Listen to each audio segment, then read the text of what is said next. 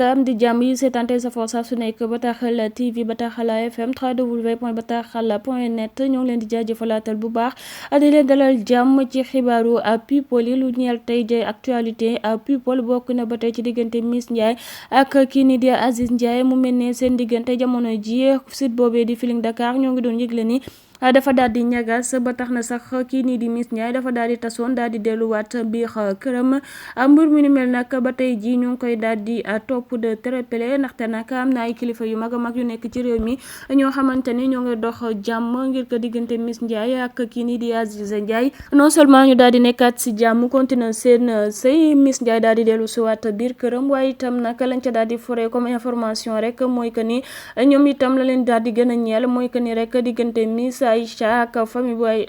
bu famille bu Aziz Ndiaye daal di fay jaare rattax maanaam daal ñu jubóole leen ngir que ñenn ñi nekk ci site internet yi ak réseaux sociaux yi arrêté di dugg ci bile famille lañ ca daal di jublu rek mooy que ni Aziz Ndiaye kilifa la bu mag ci réew mi loolee kenn dootu ko werante ci daraja bi nga xamante ni toll na ko ak daraja bi nga xamante ne am na ko ci kër Tidiane donc duñu seetaan benn yoon rek seen kër di daal di jaxasoo wala muy daal di tas rek jëmale ko ci ay mbir yoo xamante ni daal daanaka amul bopp amul genn ñenn ñi la ñu jàpp rek moom moo di mbirum jalousie dong moo fa nekk te kin ñu daal di koy faj rek loolee Aziz Ndiaye daf caa war a daal di jouer ak rôle bu principal ñenn ñi sénégalais yi sax ñoo ngi doon wéyal di dut baram Aziz Ndiaye jàpp nañ ñi daal moom tey ji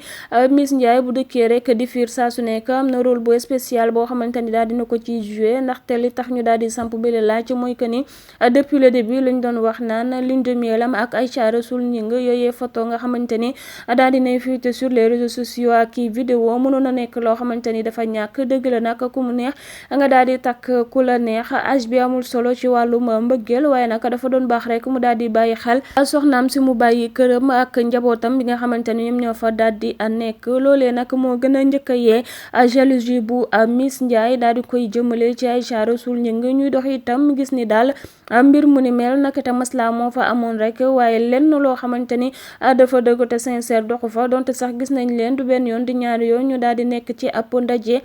di waxtaan foore ba ci sax ñu daal di jokk di fecc ak longo waaye daal mel na ni am na lu wéyal di fa des ba suñu joonu yàlla tey jii donte sax Aïcha Rasoul Ñing moom amul lenn loo xamante ni daal dina koy fësal dul ni coow li muy bari ca côté gàmmu ga daal daal dinay def ay story yu mu nekk woon ak famem cootel boobu ñu daal di duppee Baobab daal di cay teg son wu jalousie feebar la bu Viviane ñenn ñi nag jamono ji ñoo ngi toogee tembe naan nag ngir que Aziz Ndiaye këram daal di delluwaat mel na mu meloon ñëpp daal di koy jox cër biñ ko joxoon dafay daal di baax rek mu daal di tàcc ñaari soxnaam yi di Aïcha Rasoul Ñing ak Miss Ndiaye waxtaan ak ñoom cër bi nga xamante ni moom Aïcha war na ko jox Miss mu daal di ko koy jox ba mu mat sëkk ndaxte nag non seulement mat na ko mag waaye itam mag na ko yaay na ko daal di jox cër bële mbir mi daal di jaar ci yoon waaye itam Miss Ndiaye ñu gën koo daal di ñaax rek ngir mu daal di bàyyi jalousie bi nga xamante ni moom la nekkee donte sax cette fois ci waa Feeling Dakar la ñu yëgle woon ni li daal di waral coow bi daal dinay bokk ci ay audio yoo xamante ni ay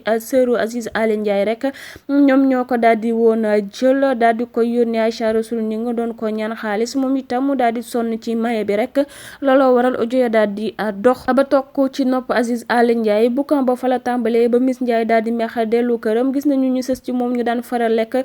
di fësal ay nataalam photo ba ci ay vidéo saa su nekk cette fois ci nag dañ ni patt te patt googee la seen borom kër di Aziz Ndiaye daal di saxoo ndax moom itam gis nañu rek ni jamono ji